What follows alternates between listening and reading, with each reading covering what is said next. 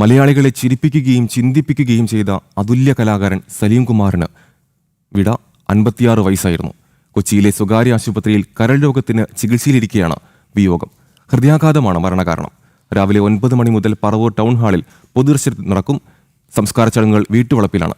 വിവരങ്ങളുമായി കൊച്ചി അമൃത ആശുപത്രിയിൽ നിന്നും ജിജീഷ് കരുണാകരൻ, സലീം കുമാറിന്റെ വസതിയിൽ നിന്നും രേഷ്മ ബാബു എന്നിവർ ചേരുന്നു. ആദ്യം ജിജീഷിലേക്ക്. ജിജീഷ്, നമുക്കറിയാം കേരളക്കര ഇന്നുണരുന്നത് ഒരു ദുഃഖവാർത്തയോട് കൂടിയാണ്. സലീം കുമാറിന്റെ വിയോഗ വാർത്ത മലയാളികളെ അത്രയധികം ചിരിപ്പിക്കുകയും ചിന്തിപ്പിക്കുകയും ചെയ്ത അതുല്യ പ്രതിഭയാണിപ്പോൾ വിടവാങ്ങുന്നത്. അദ്ദേഹത്തിന്റെ സംസ്കാര ചടങ്ങുകൾ എങ്ങനെയാണ്? പൊതുദർശനത്തിന്റെ സമയക്രമം എങ്ങനെയാണ്? വിശദവിവരങ്ങൾ.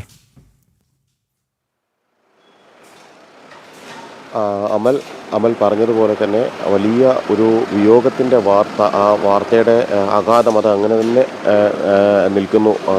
മലയാളികളെ സംബന്ധിച്ചിടത്തോളം, മലയാള സിനിമ പ്രേമികളെ സംബന്ധിച്ചിടത്തോളം, സാംസ്കാരിക മേഖലയെ സംബന്ധിച്ചിടത്തോളം എല്ലാം തന്നെ ഇപ്പോൾ അമൃത ആശുപത്രിയിലാണ് അദ്ദേഹത്തിൻ്റെ ഭൗതിക ശരീരമുള്ളത്. 9 മണി മുതൽ പറവൂർ ടൗൺ ഹാളിൽ പൊതുദർശനത്തിന് വയ്ക്കും മൃതദേഹം. അവിടെയാണ് സമൂഹത്തിൻ്റെ നാനാതുറകളിലുള്ള ആളുകൾക്ക് അവസാനമായി അദ്ദേഹത്തെ ഒരു നോക്ക് കാണാനും അന്തിമോപചാരം അർപ്പിക്കാനും എല്ലാം തന്നെയുള്ള ഒരു അവസരമുള്ളത്. കാരണം എല്ലാവരും തന്നെ സാംസ്കാരിക മേഖലയിലാണെങ്കിലും ഒപ്പം തന്നെ രാഷ്ട്രീയ മേഖലയിലുള്ള ആളുകളാണെങ്കിലും എല്ലാം തന്നെ അവരുമായെല്ലാം നല്ല ബന്ധമായിരുന്നു സലീം കുമാർ. എല്ലാ ഘട്ടത്തിലും പുലർത്തി വന്നത് തൻ്റെ രാഷ്ട്രീയ നിലപാടുകൾ ഓരോ സമയത്തും അദ്ദേഹം കൃത്യമായി തന്നെ പറയുകയും ചെയ്തിരുന്നു. അത്തരത്തിൽ എപ്പോഴെല്ലാം തൻ്റെ അഭിപ്രായ പ്രകടനങ്ങൾ നടത്തേണ്ടി വന്നിട്ടുണ്ടോ അന്നേരമെല്ലാം സധൈര്യം പറഞ്ഞിരുന്ന സലീം കുമാർ അദ്ദേഹത്തിന് വലിയ ഒരു പിന്തുണയും വിവിധ കേന്ദ്രങ്ങളിൽ നിന്ന് ലഭിക്കുകയും ചെയ്തിരുന്നു.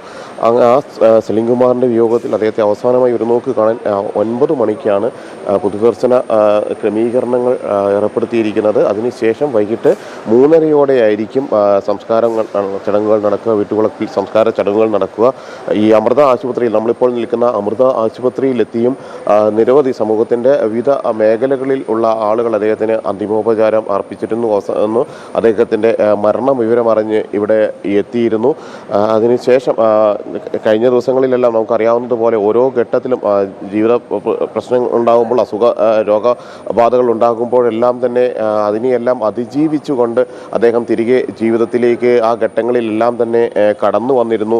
അതിനെയെല്ലാം അതിജീവിക്കാൻ, ആ രോഗാവസ്ഥയെല്ലാം അതിജീവിക്കാൻ ഓരോ ഘട്ടത്തിലും സലീം കുമാറിന് കഴിഞ്ഞു. അതുതന്നെയായിരുന്നു ഇന്നലെയും കുടുംബത്തിൻ്റെ ഒരു പ്രതീക്ഷ എന്ന് പറയുന്നത്. കാരണം അവരത് പങ്കുവയ്ക്കുകയും ചെയ്തു. അദ്ദേഹം തിരികെ വരും, അതുകൊണ്ട് തന്നെ ഇതൊരു വലിയ അദ്ദേഹം ഏറ്റവും ഗുരുതരാവസ്ഥയിൽ തുടരുന്നു എന്ന് പുറം ലോകം അത്തരത്തിൽ അറിയുന്നതിനോട് പോലും അവരെ സംബന്ധിച്ചിടത്തോളം താല്പര്യമുണ്ടായിരുന്നില്ല. കാരണം ഇത്തവണയും സലീം കുമാർ ജീവിതത്തിലേക്ക് തിരികെ വരുമെന്നെല്ലാം കരുതിയപ്പോഴാണ് 10:43 അദ്ദേഹത്തിൻ്റെ മരണം സ്ഥിരീകരിച്ചത്.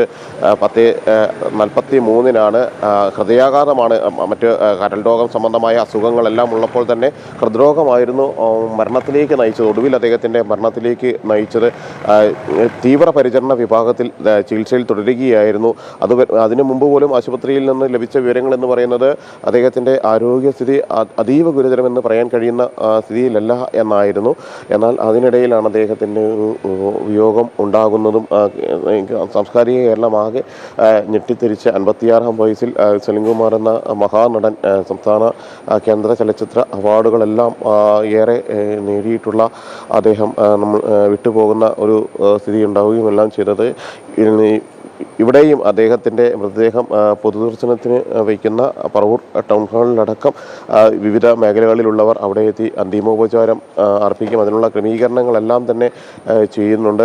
കാരണം സർക്കാരിനെ സംബന്ധിച്ചിടത്തോളം, ഒപ്പം തന്നെ എല്ലാവരെയും സംബന്ധിച്ചിടത്തോളം അത്തരത്തിൽ അഭിനയ മേഖലയിൽ വ്യക്തിമുദ്ര പതിപ്പിച്ചു എന്നതിനപ്പുറം, അല്ലെങ്കിൽ പ്രതിസന്ധികളെ അതിജീവിച്ച് മുന്നോട്ട് വന്ന ഒരു കലാകാരൻ എന്നതിനപ്പുറം സലീം കുമാർ എന്ന വ്യക്തി എങ്ങനെയാണ് ഓരോ ആളുകളുടെയും മനസ്സുകളിൽ പതിഞ്ഞത് എന്ന് നമുക്ക് കൃത്യമായി തന്നെ അറിയാം.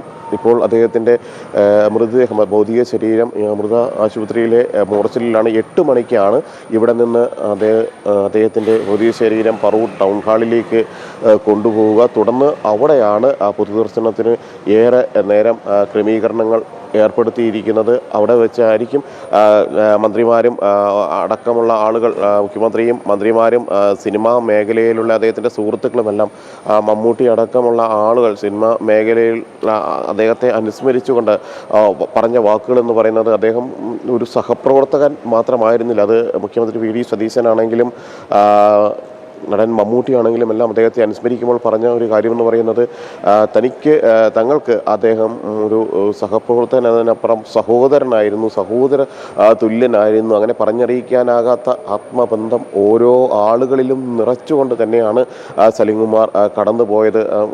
സംസ്ഥാന ചലച്ചിത്ര അവാർഡ് പ്രതിഭയുടെ മിന്നലാട്ടത്തിന് ലഭിച്ച അംഗീകാരം, അർഹതയ്ക്കുള്ള അംഗീകാരം എന്ന വാക്കുകളിൽ മാത്രം വിശേഷിപ്പിക്കാൻ കഴിയുകയുള്ളൂ. അത്തരത്തിൽ എല്ലാവരെ സംബന്ധിച്ചിടത്തോളം വലിയ ഒരു നഷ്ടം അദ്ദേഹത്തെ ആ ഒരു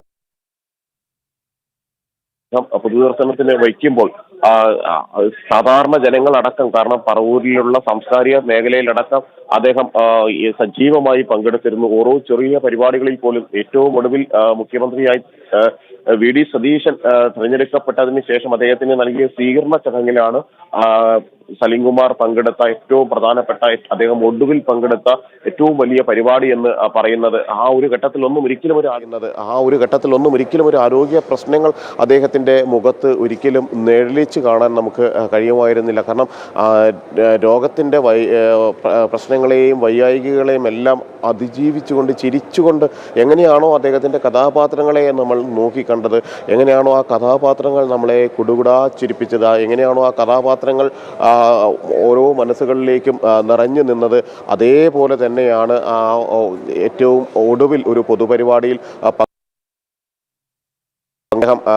അദ്ദേഹത്തെ സംബന്ധിച്ചിടത്തോളം അത്തരത്തിൽ ഉള്ളത്. അങ്ങനെ ഓരോ ഘട്ടത്തിലും നമുക്ക് പറയാൻ കഴിയും എങ്ങനെ സലിംകുമാർ എന്ന അതുല്യ നടൻ്റെ ഒരു വിയോഗത്തെ സമൂഹം എങ്ങനെ കാണുന്നു, അത് ഉണ്ടാക്കിയിരിക്കുന്ന ഒരു ആഘാതം എത്രമാത്രം വലുതാണ് എന്നതെല്ലാം തന്നെ നമുക്ക് മനസ്സിലാക്കാൻ കഴിയും. അങ്ങനെയുള്ള ഒരു നടൻ, ഈ ഒരു സംഭവം അദ്ദേഹത്തെ സംബന്ധിച്ചിടത്തോളം നമുക്കറിയാം, അഭിനയത്തിന് പുറമെ മറ്റു മേഖലകളിലും സലിംകുമാർ കഴിവ് തെളിയിച്ചിട്ടുണ്ട്. ആ കറുത്ത ജൂതൻ, ദൈവമേ കൈതൊഴാം, ഒരുപാട് സിനിമകളിലൂടെ അദ്ദേഹം സംവിധായകന്റെ ഒരു മേലങ്കി കൂടി അണിഞ്ഞു. അതായത് അഭിനയം മാത്രമല്ല തനിക്ക് വഴങ്ങുക എന്ന് സലിംകുമാർ തെളിയിച്ചു. സിനിമയുടെ സമസ്ത മേഖലകളും തനിക്ക് വഴങ്ങുന്നത് തന്നെയാണ് എന്നത് തന്നെയാണ്. ആ ഹാസ്യവേഷങ്ങൾ മാത്രമല്ല, ഗൗരവമുള്ള കഥാപാത്രങ്ങളും തനിക്ക് നന്നായി ചേരുമെന്ന് ആ കഥാപാത്രങ്ങളിലൂടെ തെളിയിച്ച ഉണ്ട്. മീശമാധവൻ, CID മൂസ, തെങ്കാശിപ്പട്ടണം, പുലിവാൽ കല്യാണം, കല്യാണരാമൻ തുടങ്ങി ചിത്രങ്ങളിലൂടെ ഹാസ്യപ്രകടനങ്ങൾ, അതിലെ ഹാസ്യഭാവങ്ങൾ അതെന്നും മലയാളിക്ക് മറക്കാനാകുന്നതല്ല. അവരെ കുടുകുടാ ചിരിപ്പിക്കുന്നതാണ്. ട്രോളന്മാരുടെ ഇഷ്ട താരമെന്ന ഒരു വാക്കുകൂടി അദ്ദേഹത്തെ സംബന്ധിച്ച് പറയാറുണ്ട്. അങ്ങനെയെല്ലാം തന്നെയുള്ള ഒരു നടൻ, ആ നടൻ്റെ വിയോഗത്തിൽ ഒരു ഞെട്ടലിൽ തന്നെ സിനിമാ ലോകം നിൽക്കുന്നു. ഈ ദൃശ്യങ്ങളിൽ നമുക്ക് കാണാം അദ്ദേഹത്തിൻ്റെ മൃതദേഹമുള്ള വലിയ ശരീരം സൂക്ഷിച്ചിട്ടുള്ള എറണാകുളം ആശുപത്രിയിൽ, അവിടെ അദ്ദേഹത്തിൻ്റെ പുതിയ ശരീരം മോർച്ചറിയിൽ സൂക്ഷിച്ചിരിക്കുകയാണ്.